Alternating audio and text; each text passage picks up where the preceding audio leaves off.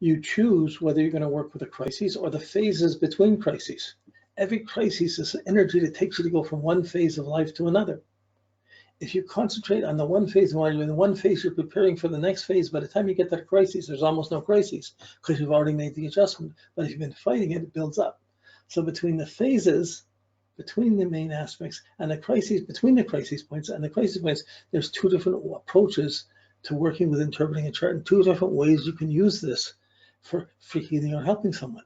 If someone's not facing something, you have to use the crises to build it up. If someone's wondering if they can cope with things, it helps to explain where you're coming from, where you're going from, to minimize the extremes. So, okay, I'm just thinking for a second here. Okay, where are we? Okay, there's a few things I wanted to talk about a little bit. I was gonna, in talking, I got tied up. I was gonna run through each of the planets. We just have, we got the Earth, then we had a Mercury cycle, then we had the Moon, then Mercury, then Venus, then the Sun, then Mars, then Jupiter, 12 years, then Saturn, 29.5, 30 years, then Uranus, 84 years, then Neptune, 165, then Pluto, 248. Okay, so these are just the planets as they are. We're watching them as functions, as energy. We're going to be watching them around the cycle. We're going to try and determine the conjunction. We know it starts at a conjunction, but sometimes with the planets, especially the slower planets from Mars and out, or Saturn out especially, whenever you may start with the conjunction to Saturn conjuncts itself, but it may move backwards and forwards and go back a couple of times back and forth over this point. Then it'll shoot 7 years later, it'll make a square, and it'll go back, and there may be 1, 2, or 3 hits of when it goes, may make that square 2 or 3 times. Same with any aspect of these outer transits could happen up to 3 times. So you have to watch for it. You can't just look at one and say it's done. But we're going to get the crisis times, and then we can see the phases and understand the phases. So we're going to be drawing it out on a certain, like drawing it out like it moves into a wave motion. But we're going to draw it in like the straight lines, so we can see the points of the straight lines, which are the conjunctions, squares, oppositions. Okay, now a couple more things. Oh yeah, so then you got the whole system moving around, and this is just a little picture of how Pluto's on an orb, on a slant from the other planets. You see the other planets is going to Jupiter. The inner planets are all really tiny in the middle. This is from the Sun. You can see Mercury, Venus, or it's not an exact because it doesn't have the ellipses, and Mars. Then you see the asteroid belt. Then you see the Jupiter cycle, and there's still asteroids around the Jupiter cycle. Some people are working with asteroids, but we're not working with the main planets that you can see. And this is just showing you the inner planets, Mars, Earth, Venus, and Mercury, how they're moving around each other. Let me make this bigger, 1 second. Make it bigger. Yeah, it's just a little GIF drawing, but it's showing you how each of the planets move around at different speed. There's a lot going around. And each one of them is hitting off having 9 cycles going on at the same 9 or 10 cycles at the same time.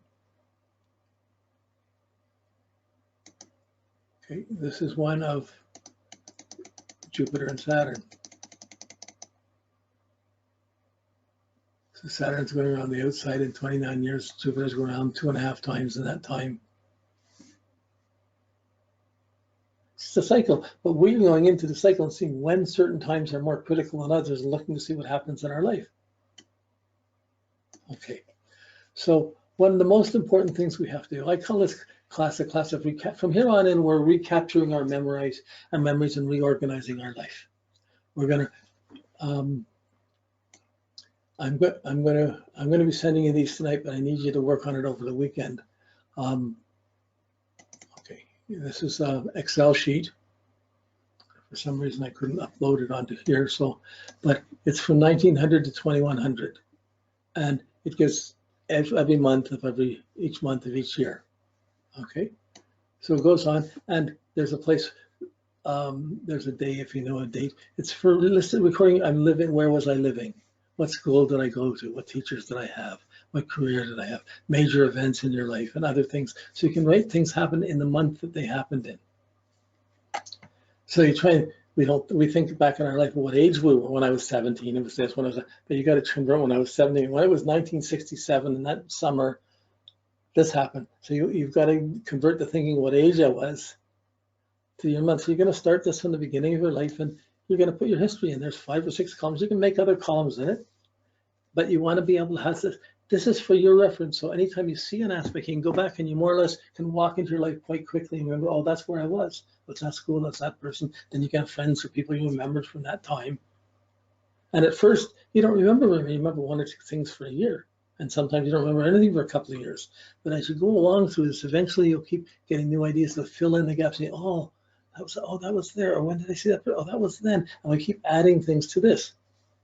So let's just see if I dig up mine. It's another place. Let me just try and dig up mine. Where is it?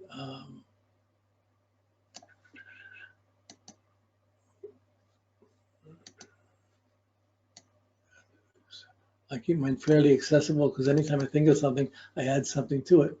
My history of events. Okay, so here's mine. I just put in dates. I remember when kids were born, where we moved, when we moved, when someone got sick or it was a big problem, the things I was doing, anything until I finally, 62, 60s, I finally have something for almost every month of my life. I'm missing a few months of count, but I filled in, I was able to fill in events for most of my life. But this is from having done transits and progressions and put all of these things together. Okay, and then, yeah, so even now I've got it up pretty well up to date, a little less. Last few years I had to move and stuff. Anyways, but this is how you want it to end up working, so you can come back and look at these dates. This is just your history, your biology. It's like if you're going to do genealogy or what happened to write a bio, this is what you would use. But really, this lets you set your own. So I want you to go through here, try and remember what teachers you had, what school, where you lived, when you had a girlfriend or boyfriend, or when something happened or something didn't happen. You try and date it. Not I was this age. Well, when? Get it to the year and get it to the season or the month, or start getting closer. You'll fine tune them later. But I need you to work on this and try and get this down. Okay, so I'm going to be sending you this sheet that has all the years and the months set up. I had to make my own. But that was, okay, so then, where are we here? Okay, we're in this one. So, okay, so that's the first thing, getting your history and getting things written down.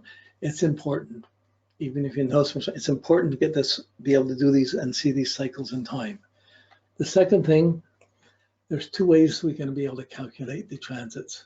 One is using computers, which most people are using today, but it's important to be able to use ephemeris. So there's, I'm going to be sending this ephemeris. I made this ephemeris, been the most useful book I've ever had. It's a 200-year ephemeris. It lists the planet's positions for the first of each month of every year for 200 years. When you look at one page, let's just go up to now, 60, 79. Each page is 20 years. You get 20 years of transits from the planets Pluto, Neptune, Uranus, Saturn, Jupiter, and Mars for the first of each month. So it allows you to be accurate enough to see when crises would happen just by knowing a chart and having these. You can eyeball it. But it lets you calculate these almost as fast as a computer could. But the computer does it more consistently, and you just have to learn the techniques of how to do it. Let me just get this closer, zoom in. How do I make it bigger? Oh, it's a PDF. Make it bigger. So when you see this, there's a PDF that will explain it, but each planet has got a column: Pluto, Neptune, Uranus, Saturn, Jupiter, Mars. Each year is on a corner, and it goes down, 2000 to 2001, 2002. So you can watch the planet moving forward and backward slowly. And when you're looking at the whole page, you got 20 years. So instead of flipping through all the pages of ephemeris or going through data, this lets you work fairly simply with these. And to Saturn, right to Saturn, even to Jupiter, you can see when things are going to be affecting your chart well enough to interpret most of the major transits in a lifetime. Some transits last a month, some transits last for the better part of a couple of years. Sometimes even up to 3 years. But this is giving it to you for, I had to hand do these ones, and I did these on Excel sheets. I just took the ephemeris, I typed them in. This is years ago. And I had a booklet of it, but I've used the booklets up. There's only a few left. So, but I never go anywhere with it this way because I know so much chart I can look up and immediately see where something is without having to use a computer. So I'm going to be giving you this. And there's also how to use the 200-year ephemeris. This is just basically explaining it. It starts to explain the years, the dates. It just goes through and highlights things so you get familiar with how the ephemeris is set up. Then it becomes easier to use. Okay, so you might want to glance through that over the week because we're going to be starting learning how to do starting the calculations next week. But I'm going to explain it. We're going to start doing it, try and do the calculations for Saturn to itself. And then the following week, we're going to go into the interpretations of what it means.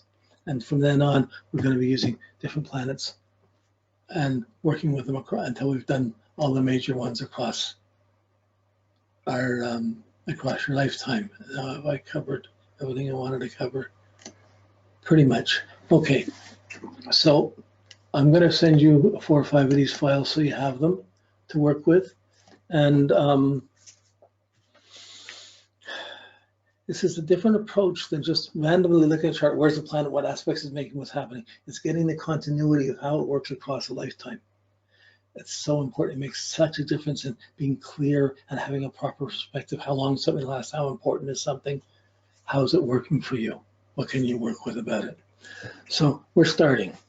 And thanks. And you'll get some emails, an email from me from Hightail tonight. Be in a couple hours because it'll have the video of the session plus these graphics, and you have to download them, but then you'll have it to go on with it. So you can go back to refer to it if you want. Okay, thank you. And I'll see you next week. Okay, bye. Oh yeah, if there's something, if you want to, if you wanted to get in touch with me or you have something to question, just send me an email and I'll try and deal with it from there. Okay, thanks.